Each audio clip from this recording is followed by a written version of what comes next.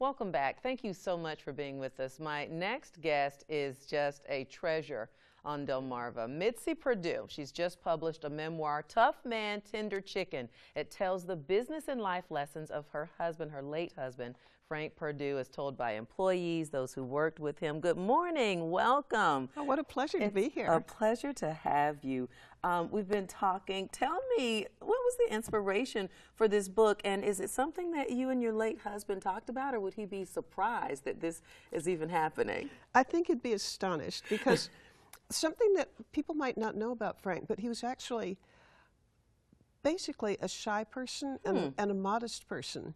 And the reason that I think that he'd be surprised, and I'm not even sure he'd totally approve, is that I used to write a family, actually I still write a family newsletter. Every couple of months I write something about what's going on and in the family or the business.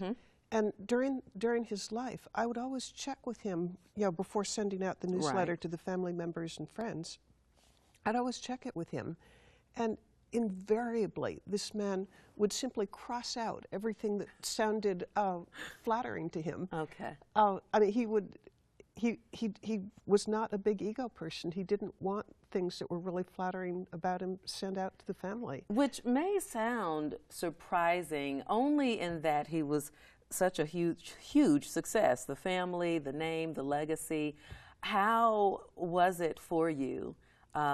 Being a part of that, I'm sure helping that grow even more with the vision as a couple. What was that like all those years? Well, it was without question the happiest, most fulfilling time of my life. I mean, I really enjoyed being with him. And incidentally, that's one of the things that I kept discovering in writing this book. I interviewed 134 different people over the years, 25 years of notes on this.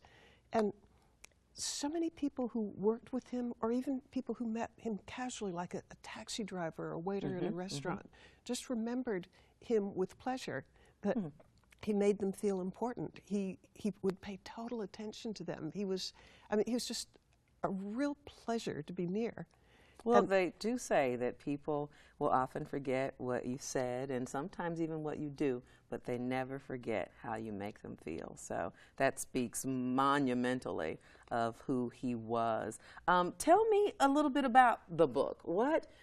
Who's it for? Who would enjoy such a read? Is it just for burgeoning entrepreneurs, or does it really give us an insight into the life and legacy of Frank Perdue for those who love to know more about that? Okay, I would love to answer this by saying all of the above. Okay, but the short answer, give me the long answer now. But the long answer, I initially started it with the idea that it might be useful to business school students. Okay. People who want a career in business or who are looking for inspiration maybe to think bigger about their business lives. And the reason that I was focusing on that initially is that Frank was at heart. You know, people say many things about him. He was an entrepreneur, he was a philanthropist, he was a family man. But something that kept coming out in the book, and just with people that I'd talk with, was that he was a teacher. He was just really, really good at encouraging the people who worked for him to be all that they could be. And I've talked with people who referred to their time at Purdue the company, as being just the best time in their life, because they learned more there than at any other time in their lives. And there are people who refer to Purdue Farms as Purdue University, but not the one in Indiana that's spelled P-U-R, but Chicken University or Purdue University is what Frank was really all about, because he could not have built a company that went from a father and son operation to something that at the time of his death employed 19,000 people. That many, really? Yeah, but one man can't do that all alone. To me, the secret of his success was he was so good at teaching other people. And one of the things that comes out in my book is that he taught by asking questions. If you were working for him, he probably knew the answer to what he was asking you, but he'd ask and ask and ask about whatever you were doing, probably until the point where you didn't know the answers.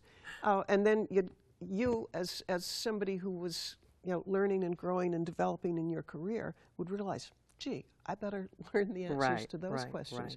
I mean, he was absolutely to the core a teacher. And gosh, I'm sort of strained from, you asked about who it was for. Well, yes, it was to encourage business school people to be all they could, but then it sort of grew, because as I was interviewing people, you know, there were business lessons. I mean, every chapter is organized around a story, and then there are kind of lessons at the end of it. But in the course of writing it, I realized, you know, this isn't just about business principles, it's about life lessons. Right.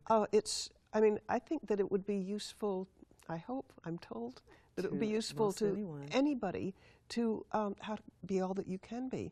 Because Frank was just extraordinary, as he was not only a successful business person, a 1 in a million business person. I think as many of our viewers might agree, he was very much a community man. I mean, indeed.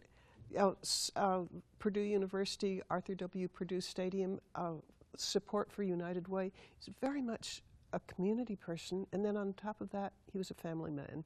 We want to, Mitzi Perdue is going to stick with us. There's so much more. Let's hold the book up so people really get it. We're going to continue to talk about Tough Man, Tender Chicken, memoir written by Mitzi Perdue, and we want to talk more with you, so please stay with us. We are going to take a break, but we'll be right back.